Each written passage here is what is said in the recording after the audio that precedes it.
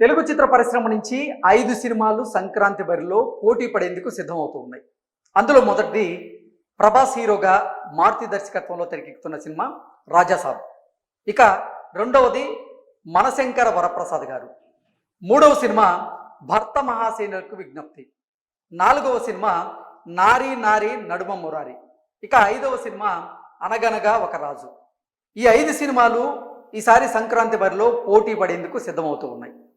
అయితే ఈ 5 సినిమాలలో ఒక సినిమా విడుదల కంటే ముందే ఫ్లాప్ టాక్ని సొంతం చేసుకుంది అనేటువంటి ప్రచారం జరుగుతుంది. దానికి కారణం ఏంటంటే ఆ సినిమాని ఎడిట్ చేస్తున్నటువంటి ఎడిటర్లు పెదవి విరిచారని, ఆ సినిమాలో ఉన్నటువంటి కొన్ని సన్నివేశాలు వాళ్ళకి నచ్చలేదన్నట్లుగా కొంత ప్రచారం జరుగుతుంది. దీని మీద ప్రముఖ సీనియర్ జర్నలిస్ట్ ఒక అతను ట్వీట్ చేయడం జరిగింది.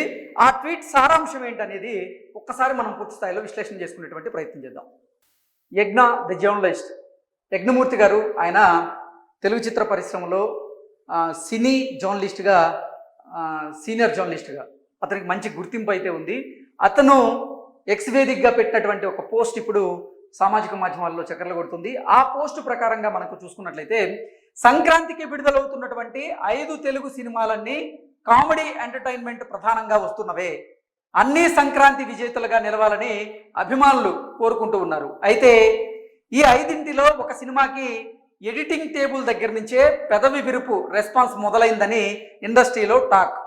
ఆ సినిమా పేరు నేను వెల్లడించను, చాలామందికి ఇప్పటికే ఆ సినిమా తెలుసు కాబట్టి నేను ప్రత్యేకంగా చెప్పాల్సిన అవసరం లేదనేటువంటి సారాంశంతో యజ్ఞమూర్తి గారు ఈ ట్వీట్ పెట్టడం జరిగింది. అలాగే ఒకవేళ ఆ సినిమా ఏంటనేది మీకు తెలిసినా చెప్పకండి, ఎందుకంటే సినిమా రిలీజ్ అయ్యాక ఆ టాక్ రివర్స్ అయితే పరిస్థితి వేరేగా ఉంటుంది అంటూ యజ్ఞమూర్తి గారు అయితే ఒక ట్వీట్ చేయడం జరిగింది. యజ్ఞమూర్తి గారు చేసినటువంటి ఈ ట్వీట్ ఇప్పుడు సామాజిక మాధ్యమాల్లో చక్కర్లు కొడుతుంది. ఇక మొత్తంగా మనం చూసుకున్నట్లయితే ది రాజాసాబ్, మనశంకర వరప్రసాద్ గారు, భర్త మహాశైలకు విజ్ఞప్తి, అనగనగా ఒక రాజు, నారీ నారీ నడుమ మురారి, ఈ 5 సినిమాలు తెలుగు చిత్ర పరిశ్రమ నుంచి సంక్రాంతి బరిలో పోటీ పడేందుకైతే సిద్ధమవుతూ ఉన్నాయి.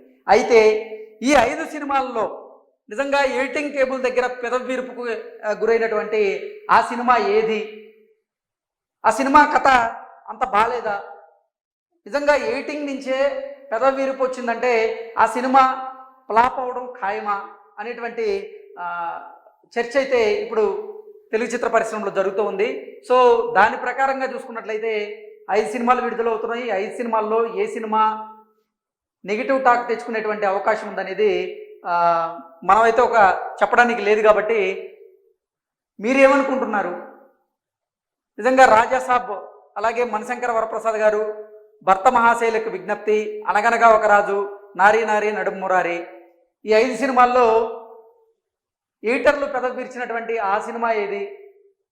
ఆ సినిమా ఎందుకు ఎడిటర్లకు నచ్చలేదు అనేది మీ కమెంట్ల రూపంలో తెలియజేయచ్చు. ఇక విషయానికి వస్తే ఇప్పుడు సామాజిక మాధ్యమాల్లో అలాగే తెలుగు చిత్ర పరిశ్రమలో చక్కర్లు కొడుతున్న వార్త ప్రకారంగా చూసుకున్నట్లయితే ఆ సినిమా నచ్చక, ఆ సినిమా అంటే నెగిటివ్ రెస్పాన్స్ వస్తుందని గ్రహించినటువంటి హీరో, ఆ సినిమాకి సంబంధించిన హీరో ఇప్పుడు ఆయన విదేశాలకు వెళ్ళారు అన్నట్టుగా కొన్ని వార్తలు అయితే వస్తూ ఉన్నాయి. ఇంతకీ ఆ సినిమా ఏంటి, మీరేమనుకుంటున్నారు అనేది మీరు కమెంట్ రూపంలో అయితే తెలియజేయచ్చు.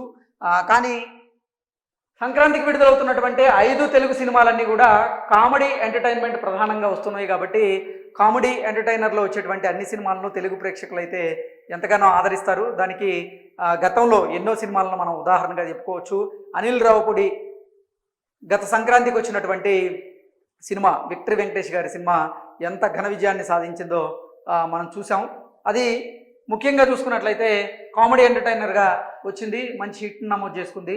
ఈసారి కూడా మనశంకర వరప్రసాద్ గారి సినిమాతో అనిల్ రావుపూడి ఆయన సంక్రాంతి బరిలో నిలిచారు. కాబట్టి అది సినిమా మంచి కామెడీ జోనర్లో ఉండేటువంటి అవకాశం ఉందంటున్నారు. అలాగే రాజాసాబ్లో కూడా మునుపెన్నడు చూడని విధంగా ప్రభాస్ని చూడబోతున్నాం అన్నట్లుగా మొదటిసారి ప్రభాస్ సినీ ప్రస్థానంలో ఆయన ఒక హారర్ జోనర్లో నటించారు. అద్భుతంగా ఉంది ఈ సినిమా అంటూ ఫస్ట్ రివ్యూ అయితే రావడం జరిగింది. ఇక భర్త మహాశైలకు విజ్ఞప్తి అనేది ఒక ఫ్యామిలీ ఓరియంటెడ్గా, అది కామెడీ ఎంటర్టైనర్గా తెరకెక్కబోతుంది అనేది తెలుస్తుంది. నారీ నారీ నడుమ మురారి కూడా కామెడీ ఎంటర్టైనర్గా తెరకెక్కుతూ ఉంది. అలాగే అనగనగా ఒక రాజు, దీని మీద కూడా భారీ అంచనాలు అయితే ఉన్నాయి.